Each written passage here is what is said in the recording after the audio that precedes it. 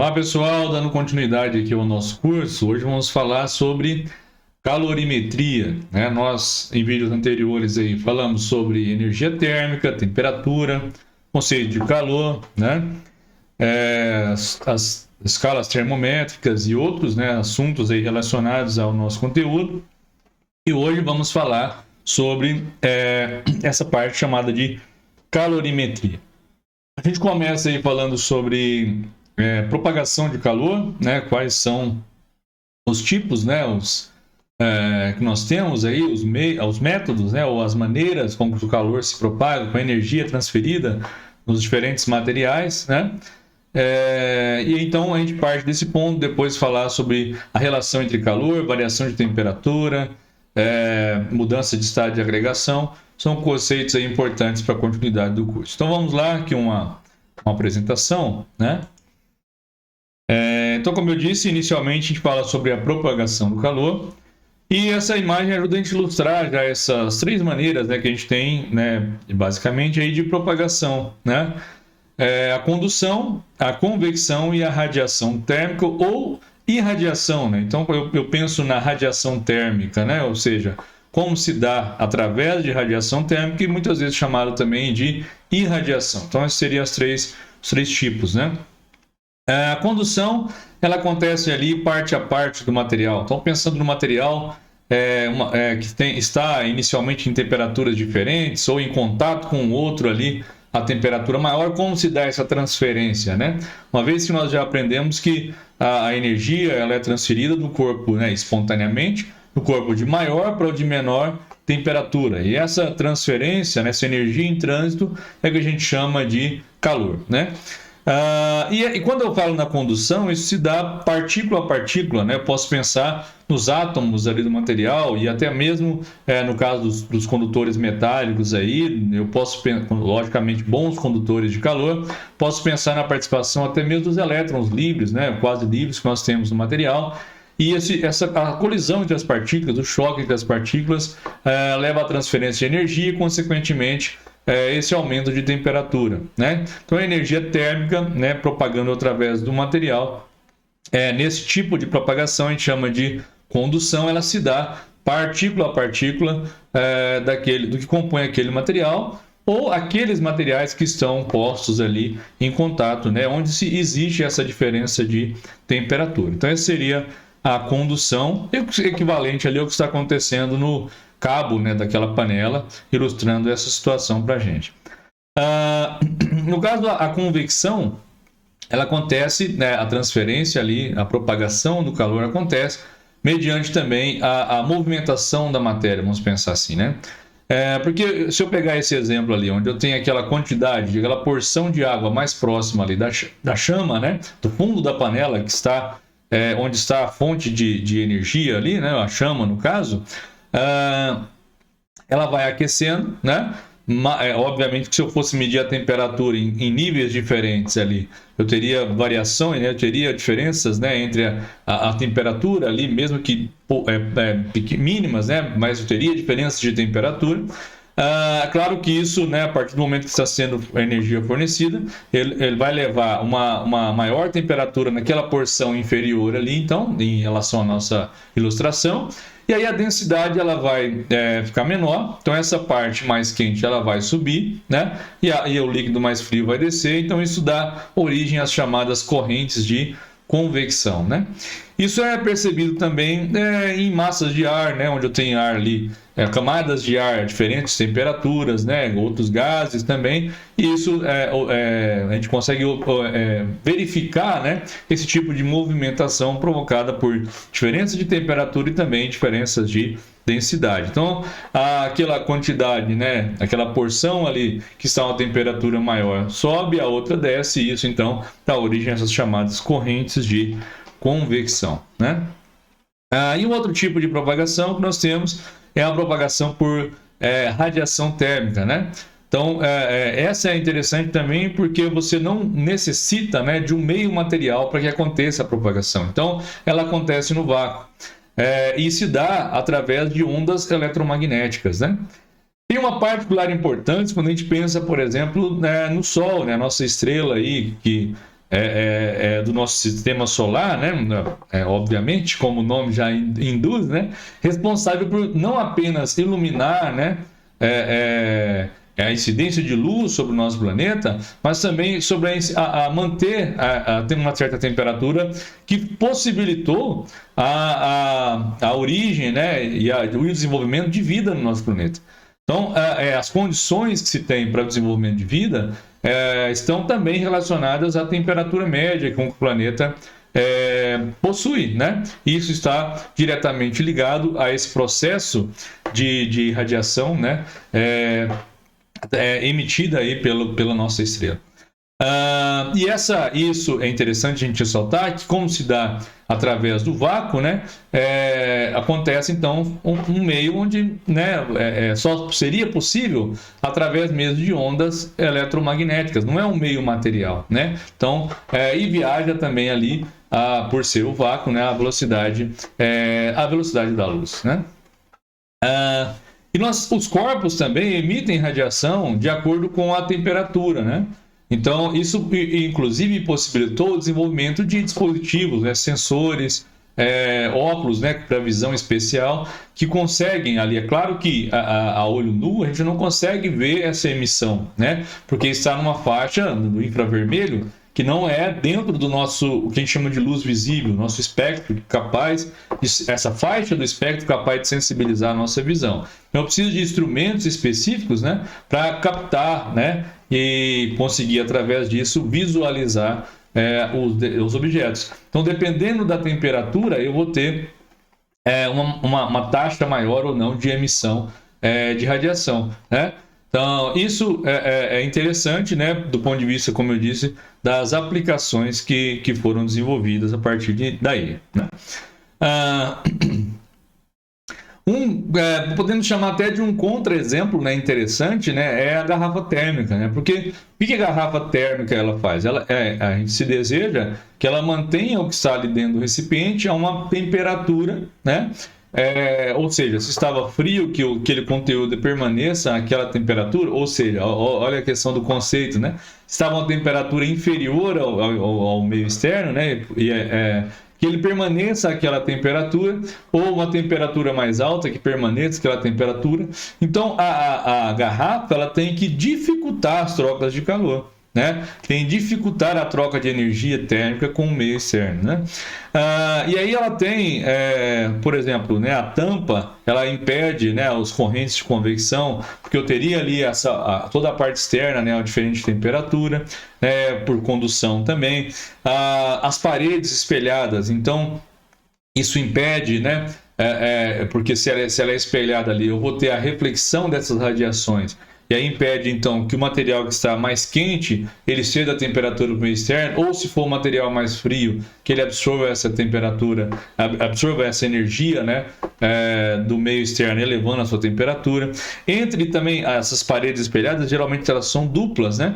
E entre elas eu tenho um ambiente rarefeito, né? Ar rarefeito, um quase vácuo, justamente para dificultar os processos de transferência de energia ali, de propagação de calor, né? Como a convecção e a condução. Então, a gente pode considerar um bom contra-exemplo, né, de impedir essas trocas e manter aquele líquido, né, aquele material que está dentro da garrafa, a uma temperatura desejável, né? Claro que inicialmente ela não foi desenvolvida para meios científicos, né? Não foi desenvolvida para café, chá ou uma bebida gelada, né? Mas obviamente que depois ela foi popularizada, né? E tem toda essa escala comercial e todo mundo tem pelo menos um em casa, né? Outra questão aqui interessante da gente pegar também são as brisas, né? Brisa marítima e a brisa terrestre. No caso da brisa marítima, o ar que está ali próximo ao solo, próximo à areia, né? Ele vai ficar mais quente e isso vai acontecer devido às diferenças de calor específico que os materiais têm, né? A gente vai falar um pouco mais adiante sobre isso, né? Sobre calor específico e capacidade térmica, etc. Mas a gente já pode ilustrar isso aqui. Então, como o calor específico da água ali ele é maior, aquela porção de ar próximo ao solo, ele vai ficar a temperatura vai ficar mais alta em comparação ao ar em cima do mar, né? Em cima da superfície ali da água, né? O que vai acontecer então? Esse ar mais quente que está sobre o solo, ele sobe e vem então uma corrente de ar do mar para a parte ali do continente. Isso dá origem ao que é chamado de brisa marítima, né? Então, em dias quentes, bem quentes, é mais perceptível isso, né? Então, aquele ar quente sobe e vem então um ar menos quente, né? Um ar mais frio do mar para o continente. Isso é chamado de brisa marítima. Durante a noite, acontece o inverso, né? O ar se resfria mais rapidamente, né? Sobre a superfície, sobre o solo, né? Em comparação com aquela camada sobre a água. E aí, então, o ar mais quente, que está ali acima da água, né? Dos oceanos, do mar ali, ele vai subir e vem, então, a camada de ar menos quente da superfície terrestre para o mar, né?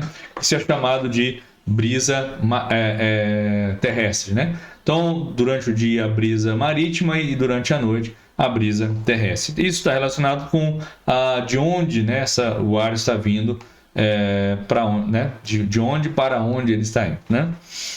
Ok? Uma outra questão que a gente pode colocar também é o funcionamento de estufas, né? A estufa, vamos pensar aqui nessa estufa artificial primeiro, né? Toda ali transparente, vidro, acrílico, alguma coisa assim. A incidência dos raios solares, os materiais, as plantas vão absorver parte daquela energia, vão emitir também, né, reemitir, podemos pensar assim. E aqueles raios ali na faixa do infravermelho, eles não vão conseguir sair de dentro da estufa, né? Eles vão, é como se aquele material ele fosse opaco a esses raios, eles não conseguem deixar ali, né? Então eles vão ficar confinados naquela região, o que faz com que eleva a temperatura dentro da estufa, né? E as outras frequências, né, ondas de outras frequências, saem dali de dentro da estufa. Mas é interessante a gente pensar isso aqui, nesse funcionamento da estufa, até para fazer uma analogia com o nosso planeta, né? A gente ouve muito falar sobre o efeito estufa. O efeito estufa em si, ele não é indesejável ou um problema, né? Não dentro daquilo que se tem de normal em relação ao efeito estufa. Ele é interessante para manter a temperatura do planeta dentro de um valor ali interessante para a vida no planeta, né? É claro que o problema está no nível, né, que se passa através do acúmulo, né, de gases chamados gases de efeito estufa, fazendo com que eu tenha uma elevação da temperatura acima daqueles níveis aceitáveis. Então, o problema está justamente nisso, como nós temos emitido, né, cada vez mais dióxido de carbono, por exemplo, né, e outros gases aí chamados gases de efeito estufa. Então, isso leva a um aumento da temperatura média do planeta, e isso, consequentemente, vai trazer outros problemas, né, climáticos aí. Como, por exemplo, você vai ter um maior nível, né, dos oceanos, devido a um maior derretimento das geleiras. Consequentemente, se você tem aumento do nível, você vai impactar na vida de pessoas nas regiões, isso a longo prazo, né, próximas ali ao nível do mar, né? E também o clima, né, todos os impactos que isso teria no nosso clima.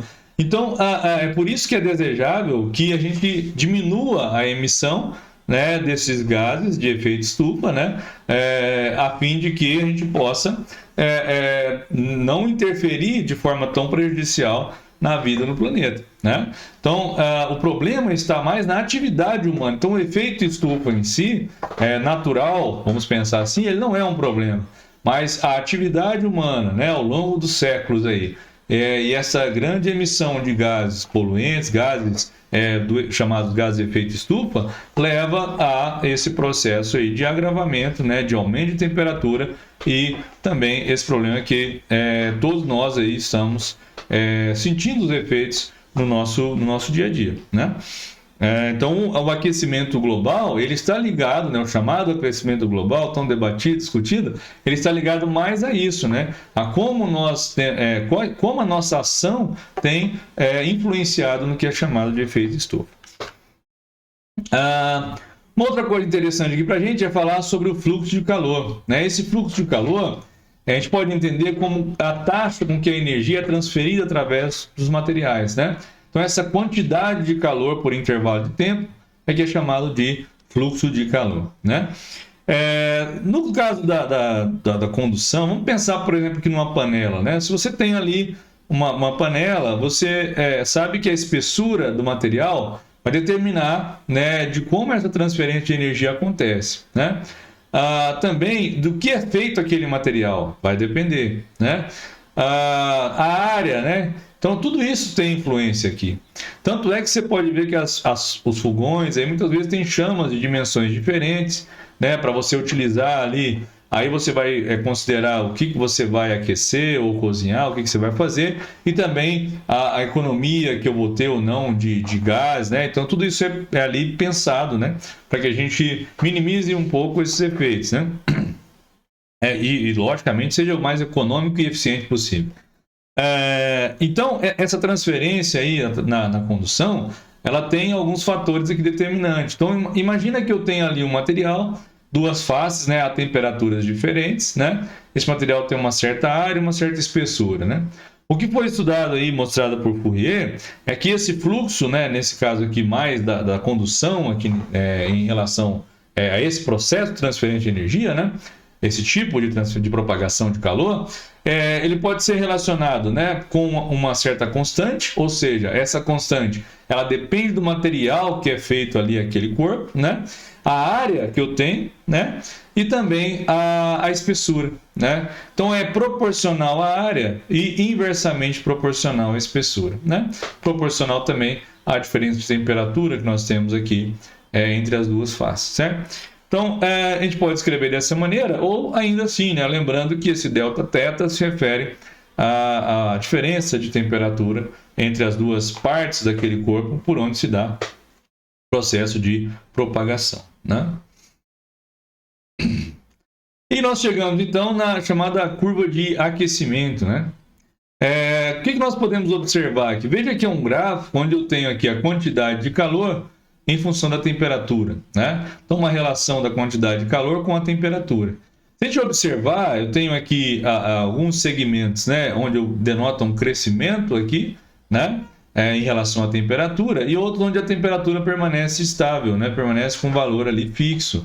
Mesmo que eu tenha, continue tendo aqui um fornecimento de energia, né, que o Q está variando aqui, mas a temperatura permanece. Então, nesse primeiro segmento aqui chamado de Q1, onde eu tenho a quantidade de calor chamada de Q1, né?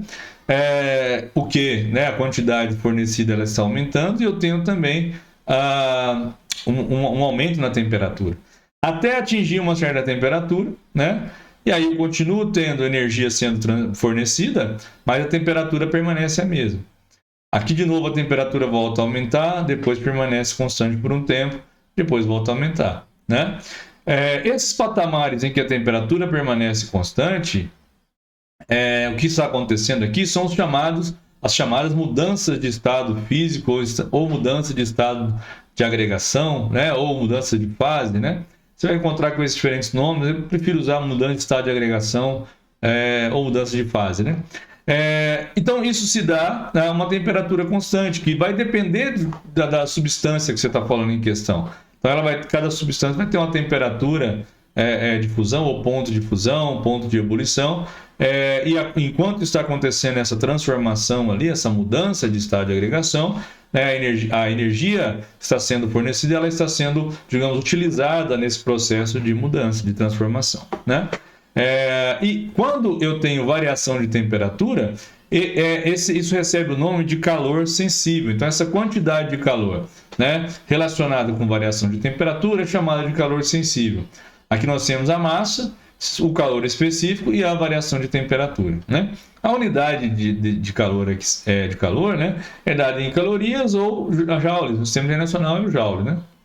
Mas muito usado também em caloria ou quilocalorias, quilocal, né, que vocês vão ver muito isso também. Outra grandeza aqui interessante é a capacidade térmica, né? Podemos entender a capacidade térmica como sendo a quantidade de calor necessária para que a temperatura de um corpo varie em 1 grau Celsius, né? Então, essa razão da quantidade de calor pela variação de temperatura me dá a capacidade térmica, né?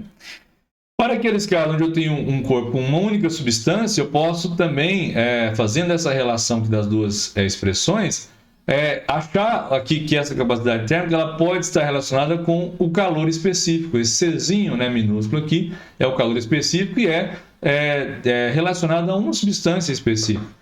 Não faz sentido eu pensar isso numa mistura, porque eu teria substâncias com calores específicos diferentes. Aí não faz muito sentido essa comparação aqui com a capacidade térmica, no caso, né? A unidade de capacidade térmica é a caloria por grau Celsius ou joule por Kelvin, né? E o calor específico, a gente pode aqui até fazer a relação, né? É caloria por grau Celsius vezes grama, né? Ou caloria por grama grau Celsius, a gente costuma dizer assim, ou joule por Kelvin quilograma, que é a unidade do sistema internacional, né? Isso para o calor específico, é o Czinho aqui. O calor latente ele está relacionado com as mudanças de estado de agregação, as mudanças de fase, né? Que a gente vai, inclusive, abordar melhor, né? Abordar mais em outro vídeo também posterior. Então, essa quantidade de calor é igual à massa vezes o calor latente, que também vai ser o latente de fusão, o latente de solidificação, o latente de ebulição ou evaporação, né? E assim, ou de liquefação, que é claro que está falando de um processo de ida ou volta aí, né? Do ponto de vista que a gente vai ver até aqui graficamente, vocês vão entender o que eu quero dizer. Então, eu posso relacionar tanto com a variação de temperatura, como também com essas mudanças de estado de agregação. Aproveitando isso, então, se eu tenho aqui uma transformação, né, uma mudança, né, da fase sólida para líquida, a gente chama de fusão, e da líquida para gasosa, a gente chama de vaporização, né? Esses processos aqui, eles são com o corpo, né, ou a substância, ela recebendo energia, recebendo calor, né? São chamados de processos endotérmicos, né? E quando se dá da fase gasosa para líquida, é chamado de liquefação, da fase líquida para a sólida, que é a solidificação, e se dá a substância ela cedendo energia, né? Então é chamado de processo exotérmico. Temos também ainda a sublimação, né? Que é da fase sólida direto para a gasosa. A gente vai, como eu disse, depois detalhar um pouquinho mais essas mudanças de estado de agregação, né? Quando se tem uma mistura, a gente não vai ter aquele patamar lá com a temperatura mantida constante, né? A gente vai ter uma inclinação menor do gráfico, se eu quiser pensar assim. Porque, veja que aqui, ó, em comparação com o que eu tinha antes, né? Então eu tenho inclinações bem diferentes, né? Inclusive é bom a gente comparar aqui com intervalos parecidos, né? Aí você vai perceber justamente que, por se tratar de uma mistura, então eu tenho substâncias diferentes, calores específicos diferentes, né? Então aqui é onde está acontecendo o processo de mudança de estado de agregação dessa mistura, por exemplo, né? E aqui a fase, o momento ali onde tem a quantidade de calor mais relacionada ou né, particularmente relacionado com a variação de temperatura. Para a gente aqui finalizar essa aula, a gente falar um pouquinho sobre os processos ali, né? Quando eu tenho um sistema isolado, um sistema onde não há trocas, né, com o meio externo. Obviamente, né, que a gente chama um recipiente de calorímetro, né? E quando ele é um calorímetro ideal, que é onde não acontece realmente essas trocas, isso vai existir, como o nome sugere, no mundo ideal. No mundo real é difícil, né? Que não exista troca nenhuma com o meio externo, né? Mas eu pretendo obter, então, um calorímetro tão bom, né, que essas trocas sejam mínimas possíveis e eu posso estudar o que vai acontecer ali de forma isolada no meu sistema. Você imagina que eu tenho um certo líquido, água, por exemplo, né, uma certa temperatura, e eu vou colocar corpos aqui dentro a temperaturas, vamos pensar um com temperatura muito maior que estava a água inicialmente, e o outro com temperatura muito menor, o que vai acontecer, né? Nós sabemos que como esses corpos eles têm temperaturas diferentes, a gente vai ter energia em trânsito, né, motivada aí por essa diferença de temperatura, espontaneamente do corpo de maior para o de menor temperatura, até que todos eles estejam a uma mesma temperatura, ou seja, até que nós tenhamos aí o equilíbrio térmico, né? É isso que é interessante a gente observar aqui. E o que a gente tem, né? Aquele corpo que está recebendo, né, essa quantidade de calor, ela é maior do que zero, né? E a gente adota esse tipo de convenção, e o outro está cedendo menor do que zero, né? E se eu somar essa quantidade de calor recebida e a quantidade de calor cedida, essa soma tem que ser igual a zero. Por quê? Porque não tem trocas com o meio externo aqui. Então, tudo que um corpo, né, está perdendo, entre aspas, o outro está ganhando. Então, essas trocas elas vão acontecendo até que todos aqueles corpos ali do meu sistema isolado, né, que compõem aquele meu sistema, eles estejam a uma mesma temperatura, ou seja, que eu tenha a temperatura de equilíbrio, o equilíbrio térmico, e é isso que a gente utiliza na hora de resolver problemas desse tipo. A gente sabe que vão acontecer essas trocas até que eu tenha uma temperatura de equilíbrio, né? Aí você vai avaliar como é que se dá os processos ali dentro, né? Utilizando lá o calor sensível, até se for necessário o calor latente, dependendo do tipo de sistema, para resolver o problema em questão, ok? Então, era isso que eu queria aqui apresentar para vocês na aula de hoje, falar um pouquinho sobre esse tipo de propagação de calor, falar do calor sensível, calor latente, quais as relações que a gente tem aí, né? No caso do calor sensível com variação de temperatura, o latente com a mudança, estado de agregação, e por fim aí esse sistema isolado, né? O calorímetro, onde a gente tem uma boa quantidade de problemas aí, de exercícios que vocês podem resolver e praticar relacionados com isso. Então, até um próximo vídeo.